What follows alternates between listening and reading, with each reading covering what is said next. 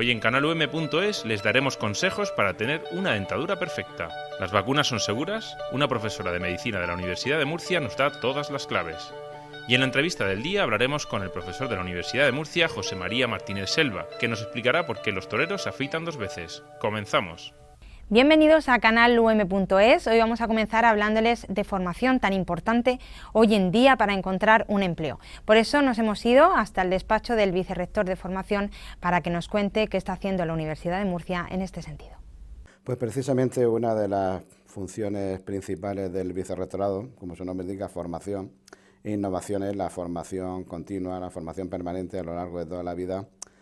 No solo de los egresados, queremos apostar por una formación de calidad que acoja al conjunto de la ciudadanía de la región de Murcia, con unos niveles de exigencia de acceso a esa formación parecidos a los que se tienen para acceder a un título oficial, o sea, bachilleres, y apostando por la innovación también como esa formación como mecanismo para mejorar la productividad y en la línea de la innovación y de la mejora de los procesos de trabajo en distintas empresas. No solo es una formación dirigida a los ciudadanos de la región de Murcia, sino que merced a la flexibilidad de esta formación, tenemos un conjunto de convenios con promotores externos de formación, con cerca de un centenar de empresas, instituciones, sindicatos, incluso de fuera de la región de Murcia, con esta política apostamos por un centro de calidad y de ampliación de esta formación. Por cierto, el nivel de trabajo que mantenemos es de más de 400 actividades al año y en cuanto a ingresos económicos, la Universidad de Murcia ingresa unos 2 millones de euros por este conjunto de actividades de formación continua y de los cuales un 20% son beneficios netos para la universidad. Entonces, este es otro motivo, aparte de que la formación sirve para formar de forma continua, valga la redundancia, profesionales, por divulgar los resultados de la investigación que se hace, porque se organizan muchísimos simposios, congresos, jornadas, seminarios, que son resultados de proyectos de investigación de la propia universidad. Y por último, como fuente de ingresos en esta época que es necesario pues ingresar fondos, en este caso con la formación, que es lo que en definitiva es la universidad, somos un centro de formación.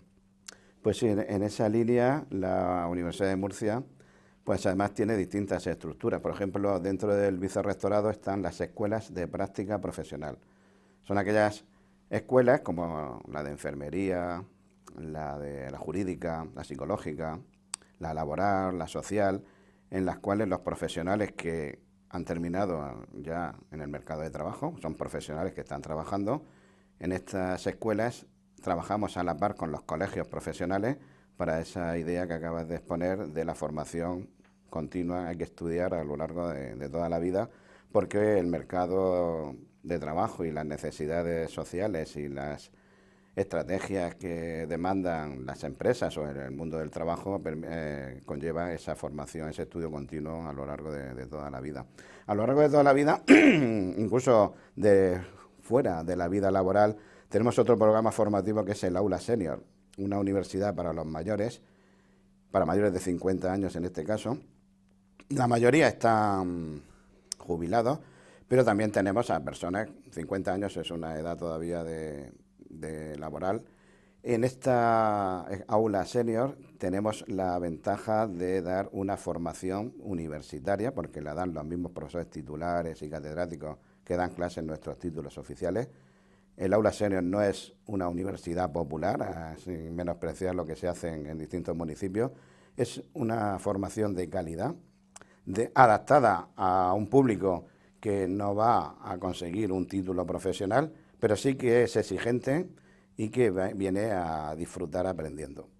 En este sentido, quiero destacar que en los 3 últimos cursos hemos conseguido multiplicar por 2 la matrícula de estudiantes senior. Ahora mismo tenemos 530 mayores de 50 años siguiendo nuestros cursos, que además tienen un programa de 4 años, una especie de minigrado para estas personas.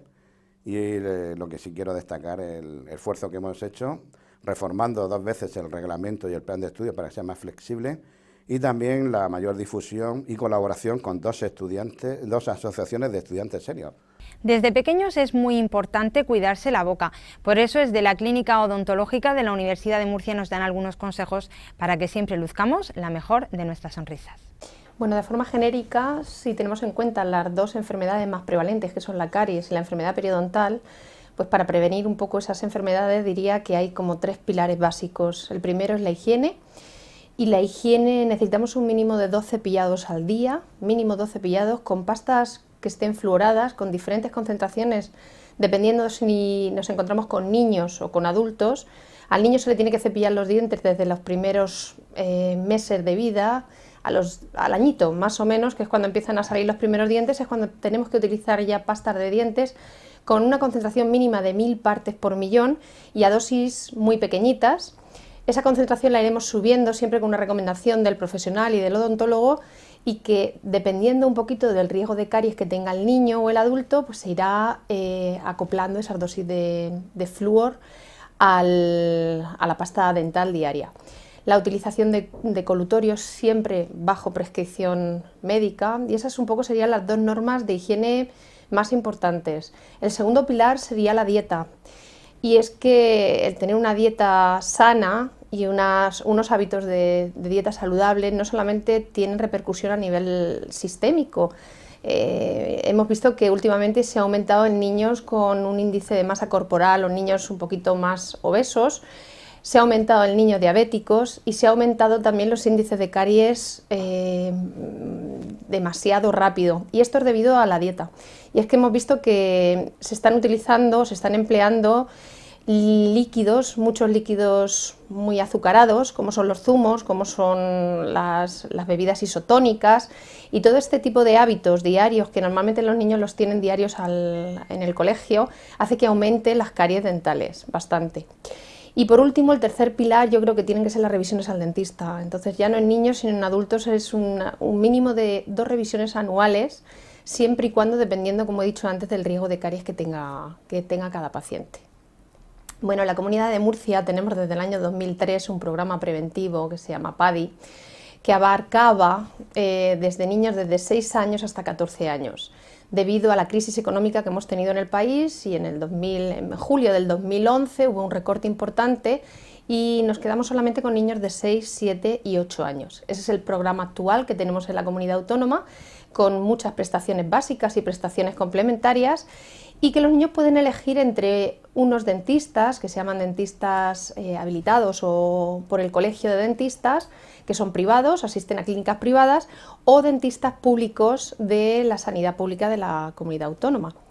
Una vez que esos niños llegan a los 9 años, cumplen los 9 años, esos niños salen de lo que es el programa PADI, el programa de prevención, pero pueden seguir utilizando lo que son las prestaciones básicas del Servicio Murciano de Salud, es decir, esos niños quedan atendidos en la atención primaria hasta los 14 años y siguen con sus revisiones cada 6 meses, sus florizaciones, sellados, etcétera, etcétera, etcétera. Entonces, en realidad tenemos una cobertura en la comunidad autónoma desde los 6 hasta los 14 años y todo orientado a programas preventivos de caries y de enfermedad periodontal.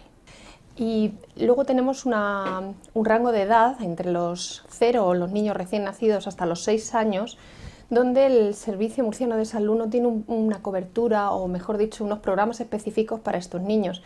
Sin embargo, desde hace 2 años estamos trabajando en la Universidad de Murcia y tenemos un máster dirigido por el profesor Antonio Ortiz, que es un máster de odontología integrada infantil, donde una vez al mes, una semana al mes, estamos viendo niños desde 15 días recién nacidos hasta 14 años. Niños con todo tipo de problemas, niños con enfermedades raras, niños con ciertas discapacidades, recién nacidos que no pueden lactar bien y muchas veces necesitan de mini cirugías o eliminar pequeños frenillos. Entonces, a todos estos niños los estamos atendiendo en la clínica odontológica, ya vuelvo a decir, a través del máster dirigido por el doctor Antonio Ortiz. ¿Vacunas sí o vacunas no? Desde canalum.es queremos responder a algunas de las polémicas que podemos escuchar en los medios de comunicación. La encargada de responder hoy a nuestra duda es una profesora de medicina de aquí, de la Universidad de Murcia. Sí, las vacunas que salen al mercado son seguras y los problemas que surgen con las vacunas suelen ser no con la propia vacuna, sino con algún excipiente que lleve la vacuna o con alguna persona especialmente sensible a alguno de sus compuestos, pero como te he comentado previamente, para que un fármaco o medicamento pueda salir al mercado se hacen pruebas de seguridad importantes.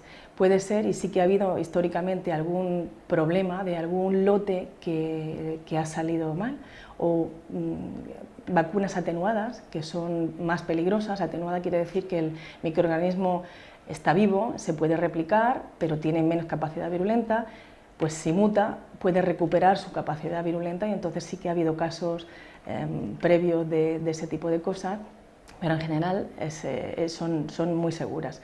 Y bueno, el Comité Nacional de Evaluación de Vacunas, que es el que nos recomienda que hay vacunación, y a los niños hay que vacunarlos.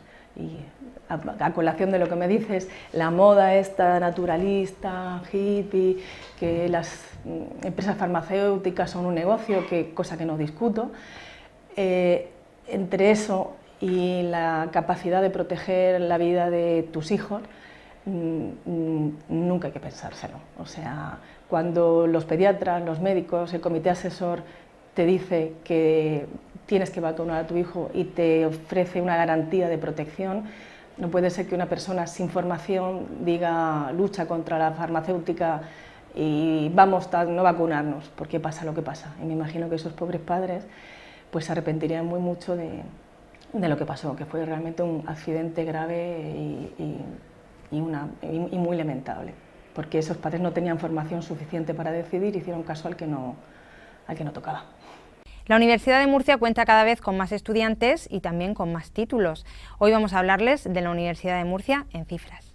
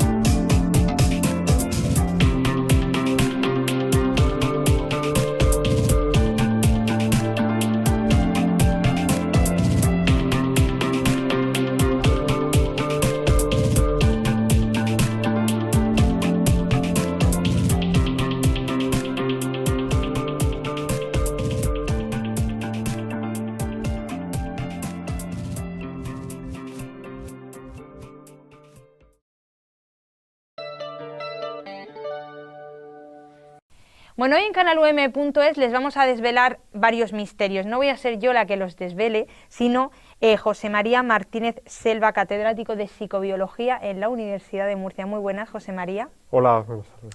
Nos va a explicar muchas cosas, entre ellas por qué los toreros se afeitan 2 veces, pero eso A lo largo de la entrevista van ustedes a descubrir esta pregunta enigmática, ¿no, José María? Que les dejamos así para que estén atentos, ¿no? Lo primero, catedrático de psicobiología. ¿Qué es la psicobiología? La psicobiología es la ciencia, o el conjunto, más bien el conjunto de ciencias que estudian el comportamiento, es decir, lo que haría la psicología, pero siempre desde el punto de vista biológico. Es decir, que buscamos pues, los cambios biológicos que unas veces alteran el comportamiento y que otras veces bueno, pues permiten que podamos hacer cosas, que podamos emocionarnos, que podamos estudiar, que podamos memorizar. Genéricamente es el estudio biológico del comportamiento y toca tanto las ciencias del sistema nervioso y la fisiología en general, como las ciencias del comportamiento, obviamente la psicología. Y estudiamos procesos psicológicos desde este punto de vista. Una de las principales líneas de investigación que llevas a cabo es cómo nuestras emociones determinan nuestras decisiones, ¿no? Efectivamente, de las tareas que nosotros hacemos en el laboratorio, que podemos hacer a los que participan en los experimentos nuestros, provocamos emociones y vemos cómo esas emociones, sean positivas, de efecto positivo, como la alegría, o sean negativas, como el miedo, llevan a sesgar las decisiones y a inclinar las decisiones que toman en un sentido o en otro. Y es un tema pues, muy importante, porque las decisiones pueden obedecer tanto a un razonamiento lógico, a un cálculo, pero muchas veces nos dejamos llevar por el impulso o por lo que llamamos la intuición, ¿no?, entre comillas. Y bueno, pues estamos intentando aportar más datos acerca de ese papel de las emociones al decidir. José María, has escrito un libro que se llama ¿Por qué los toreros se afeitan dos veces? Ahí está esa pregunta enigmática que lanzábamos a nuestra audiencia y que decían, ¿cómo que los toreros se afeitan dos veces? Yo tampoco lo sabía. 12 enigmas del cerebro y de la conducta. Nuestro cerebro y nuestra conducta tienen muchísimos enigmas. Tú estás desvelando 12 que después vamos a intentar desvelar, o los más relevantes, pero te habrá costado trabajo desvelar enigmas, porque nuestro cerebro es muy difícil desvelar sus enigmas, ¿no? Sí, bueno, hay muchos enigmas y por supuesto no hay solo 12, ¿no? Yo tengo mi carpeta aparte donde voy amontonándolos todos, pero había 12 que me llamaban la atención y que quería contar cómo se ven desde la psicología y en general desde la ciencia.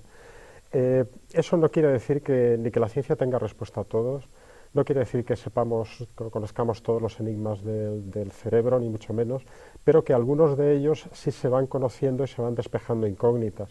La verdad es que muchas veces estas preguntas, estos problemas, te llevan también a más preguntas, pero poco a poco los avances de la ciencia pues van dando respuesta a ellos. Uno de los objetivos de tu libro era divulgar la ciencia, darla a conocer y que todos la entendamos. ¿Realmente la ciencia nos queda mucho por hacer que sea divulgativa, o la ciencia ya ha tomado nota y sabe que tiene que hacerla entender a la sociedad para que se le dé la relevancia que tiene realmente? Yo creo que no. Yo creo que estamos muy lejos de llegar a la sociedad, de transmitir las cosas que hacemos y que descubrimos en un lenguaje claro y a través de unos conductos o unos canales, como puede ser este programa, a llegar al público en general a que entienda nuestro trabajo, a que entienda lo que hacemos, los problemas de los que nos ocupamos y a los descubrimientos que más o menos estamos haciendo. Creo que la sociedad española tiene un nivel de cultura científica relativamente bajo. Creo que se tiene influencia no solo en la consideración que tienen de nuestra profesión, sino también cómo ven los fondos que se dedican a la investigación y la importancia que tiene la investigación para el progreso social y económico del país. Creo que todavía tenemos que hacer un esfuerzo muy grande. Una pregunta distinta es quién tiene que hacer la divulgación y a través de qué medios. Yo creo que, por supuesto, hay muy buenos periodistas científicos, hay muy buenos divulgadores, pero yo creo que los científicos también tenemos que hacer un esfuerzo en este sentido, ¿no? en explicar mejor lo que hacemos, y algunos pues lo hacemos a través de libros, otros lo hacen a través de programas de televisión o de la prensa, pero creo que hace falta todavía mucho, y sobre todo para que aparezcan vocaciones científicas y para que en este país se investigue más y dependamos menos del exterior de tantas cosas. Antes de empezar a desvelar algunos de los 12 enigmas que desvelas en el libro y que son claves y cosas muchas que muchos nos hemos preguntado muchas veces, volviendo un poco a la línea de investigación que te lleva a ti en tu trabajo, es muy difícil, o pienso yo que es muy difícil separar la emoción de la razón. Aristóteles, Platón lo proponían como modelos ideales a los que nos es muy complicado llegar, ¿o no? Tú que sabes y que has estudiado esto, ¿es tan difícil como parece separar la emoción de la razón o no? Vamos a ver, en primer lugar es difícil, pero por muchas razones. La primera de ellas es porque las decisiones emocionales pues, suelen ser rápidas, suelen ser automáticas, no requieren esfuerzo, son cómodas y normalmente la primera impresión que nos causa algo nos lleva siempre a una decisión. No obstante, hay muchos temas importantes que requieren pues, una deliberación, considerar los pros, considerar los contras, considerar las consecuencias que puede tener, pero eso la verdad es que afecta solo a un número muy pequeño y muy limitado de las decisiones que tomamos a lo largo del día. La mayor parte de nuestras decisiones diarias son automáticas, desde que nos levantamos por la mañana hasta qué ropa nos ponemos, qué desayuno tomamos, todos los hábitos, la mayor parte de las veces son automáticos y vienen de la práctica, vienen de la planificación o a veces vienen del impulso. No obstante, las decisiones importantes queremos hacerlas deliberadas, pero la deliberación requiere esfuerzo, requiere tiempo, fatiga. A veces no tomamos una decisión y entonces llegamos a una situación peor todavía, que es no querer tomarla, y las consecuencias de no tomarla son todavía peores de cualquiera de las opciones que hubiéramos elegido. ¿Qué ocurre? Ocurre que el cerebro humano está construido de tal manera que por así decirlo, los sistemas emocionales llegan, no son sistemas primarios, por así decirlo, que están en otras especies, no son sistemas que llegan hasta los niveles más avanzados del cerebro. Y por lo tanto la facilidad que tienen para influir en las decisiones que tomamos pues es enorme. A esto se añade además que en la sociedad los mensajes publicitarios, mensajes periodísticos, mensajes políticos, mensajes morales o de tipo religioso, son mensajes emocionales en su mayor parte y por lo tanto es muy difícil a veces separar lo racional de lo emocional y a veces para grandes decisiones cuyas consecuencias se extienden a largo plazo son difíciles de calcular, inevitablemente terminamos tomándolas por emociones.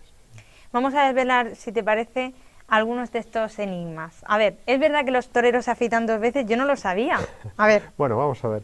El origen de este enigma viene en la biografía que hizo de Juan Belmonte, un gran periodista, que era Manuel Chávez Nogales, y él decía, ponía en boca de Belmonte, ponía un texto, y Belmonte decía que los días de corrida la barba crecía más deprisa.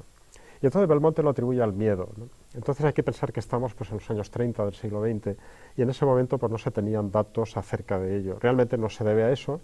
Yo tampoco quisiera destripar el libro por si los lectores quieren averiguarlo por sí mismos, pero hay una cosa que los psicólogos y algunos compañeros de algunas universidades españolas estudian, que es lo que se llama el estrés de competición, que puede afectar a situaciones en las que uno tiene que rendir mucho, tiene que competir con otros, y entonces en esas situaciones que pueden afectar a situaciones, por ejemplo, como los deportes de contacto, que el toreo se parece, pero salvando las distancias se parece ahí, y en esas situaciones se liberan una serie de hormonas que explican por qué, curiosamente, la barba puede crecer más deprisa, como decía Belmonte, y tengo que decir, como algunas personas os han confesado, tengo una compañera que era la presidenta de la Sociedad Española de Neurociencias, que iba con ella, recuerdo que íbamos en un taxi, se le explicaba esto mismo, se lo estaba explicando, se baja del taxi, salimos y se vuelve el taxista y me dice, oiga, esto que usted acaba de decir nos pasa a nosotros los días de crucero. Cuando llegan los cruceros tenemos que ir corriendo para ganar mucho dinero, me crece la barba más deprisa. Y hace poco me lo confesaba también un compañero psicólogo que dice, mira, José María, tuve una vez un examen que lo llevaba muy bien preparado, un examen crucial para terminar la carrera, que era de estos, y el examen era muy largo, tardó 2 horas, y noté cuando salí que la barba me había crecido un montón, eso que era por la mañana, a primera hora, pero era un examen que yo había puesto mucho interés, había estudiado mucho, quería sacar buena nota, además era ya para licenciarme, y en ese momento me pasó eso. Es curioso. Sin destripar mucho el libro, como comentas, a ver, eso que dicen que cuando uno crea falsos recuerdos y uno se cree vivencias que ha vivido y que realmente no son así como las ha vivido y que dicen que es tener buena memoria, ¿cómo es eso posible? Sí, vamos a ver, primero la memoria es constructiva, la memoria tiene una facilidad para hacerse y rehacerse continuamente y la memoria humana funciona por la fuerte conexión que hay entre los recuerdos. Nosotros tenemos recuerdos conectados unos con otros, o sea, Murcia con la huerta, la manera de hablar de Murcia, los edificios típicos, las personas que conocemos. Entonces, esas fuertes conexiones pueden hacer que en alguna ocasión otra cosa que está conectada pero que no hemos visto, podemos decir que la hemos visto. En el ejemplo habitual que hacemos en clase, en prácticas, pues suele ser poner una serie de palabras a las personas, ¿no?, que están allí, y entonces tú puedes decirle, por ejemplo, cama, pijama, noche, fatiga, amanecer, y después la persona las va leyendo, intenta memorizarlas, y después tú les vas pasando palabras y tienes que decir si las ha visto o no. Si tú le pones la palabra sueño, después de todo lo que ha oído, la mayor parte de las personas que lo hacen van a decir que sueño la han visto cuando en realidad no la han visto, ¿no? Esa fuerte conexión entre los recuerdos pues, provoca lo que se llama falsos positivos, es decir, que tú interpretes una cosa como algo que ya ha sucedido cuando en realidad no ha sucedido. ¿Por qué puede fallecer una persona de un gran susto, pero también de una gran alegría, ¿no? En el libro es una de las cosas que llama la atención. Dices, madre mía, uno le teme a los sustos, pero es que también hay que temerle a las grandes alegrías, ¿no? Bueno, no, yo no le temería una gran alegría y no me importaría tener una todos los días, ¿no? Pero efectivamente, precisamente la movilización que ocurre en el cuerpo, tanto a nivel hormonal como del sistema nervioso central, también del sistema nervioso vegetativo, ¿no?, periférico, en personas que suelen estar predispuestas por algunas circunstancias médicas muy conocidas, que es lo que los médicos dicen, que para prevenir los infartos tienes que hacer deporte, tienes que tener dieta, seguir más o menos una dieta, pero en algunas personas, al existir determinadas condiciones anteriores, un gran susto, sea positivo o sea negativo, le puede provocar un accidente fatal. Entonces yo relato algunos casos históricos, pero de cuando en cuando se repite, es decir, aparece alguien que, bueno, pues ha tenido, de repente aparece un familiar que pensaban que había desaparecido, una cosa, que había muerto, puede producirse. Lo que ocurre es que, bueno, se admite que es en un grupo determinado de personas que tiene que haber unas condiciones previas. Pero esto incluso se lee en el Quijote, ¿no?, lo de que se muere tanto de una gran alegría como de un disgusto, ¿no? Sí. José María, en el libro, que ahora nos vas a decir dónde lo pueden adquirir nuestros espectadores, que seguro que estarán deseando adquirirlo para conocer bien todos estos enigmas que nos comentas, también explicas, por ejemplo, qué ocurre en el cerebro de los masoquistas, que eso es algo que siempre llama la atención, por qué también en las situaciones de alto estrés no se siente dolor, que por qué funcionan mejor las decisiones inconscientes o emocionales que las conscientes, por qué hace enfermar el progreso, eso lo dicen muchas abuelas. No dice, tanta modernidad y estáis siempre malos, ¿no? En mi época, pues eso, ¿no?